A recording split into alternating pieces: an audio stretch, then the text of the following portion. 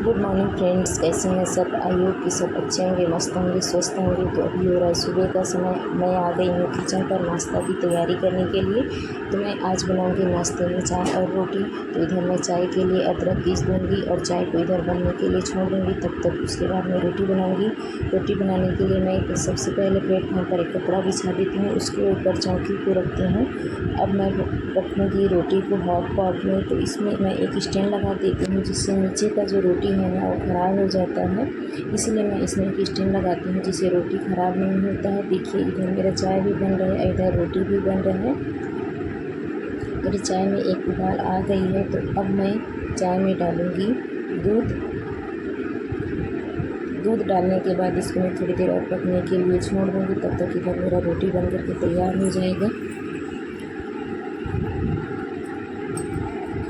रोटी में मैं थोड़ा थोड़ा तेल लगाती हूँ, जिससे रोटी नरम और टेस्टी लगता है। अब मैं डालूँगी चाय पी शक्कर।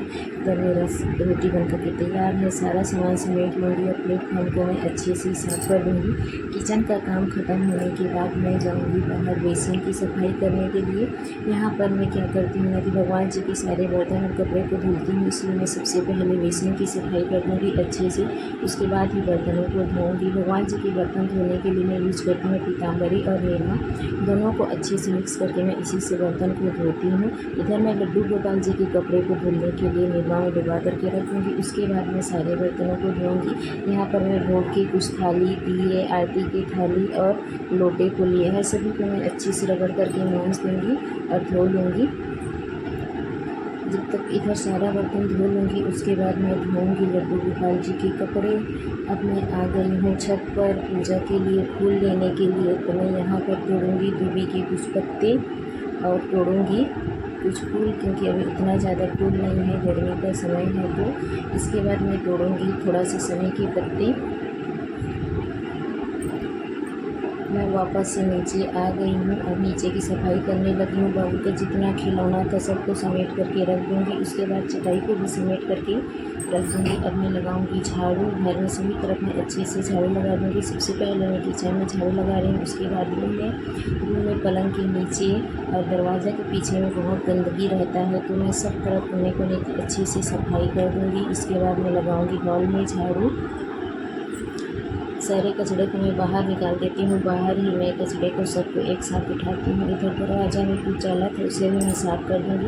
इधर चप्पल और पैरदान को झाड़ करके मैं सीढ़ी पर रख दूँगी। उसके बाद बाहर की अच्छे से सफाई करूँगी। सफाई करने के बाद सारे कचड़े को उठा करके मैं डाल दूँगी डस्टबिन पर। इधर मेरा काम ख़त्म हो रहा है, तब तक इधर मेरा बाबू भी आ गया है ट्यूशन से। ये देखो, झाड़ू लगाने के बाद मैं लगाऊंगी पोंछा। तो मैं सब तरफ अच्छे से रगड़ करके पोंछा लगा दूंगी।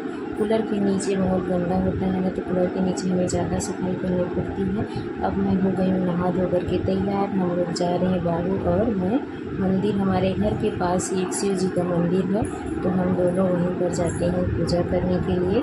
तो हम लोग निकल गए हैं मंदिर के लिए।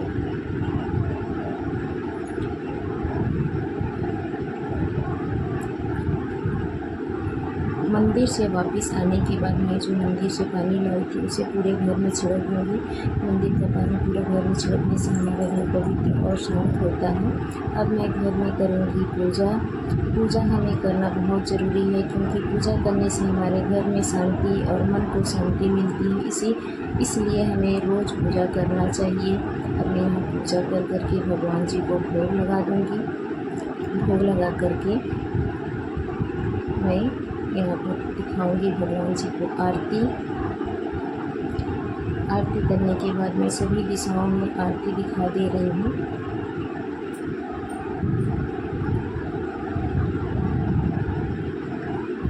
अब मैं भगवान जी को प्रणाम कर लूँगी। अब मैं जाऊँगी ऊपर तुलसी मैया को जल चढ़ाने के लिए। हमें तुलसी मैया को जल चढ़ा दूँगी। उसके बाद सूर्य देव को भी जल चढ़ा दूँगी।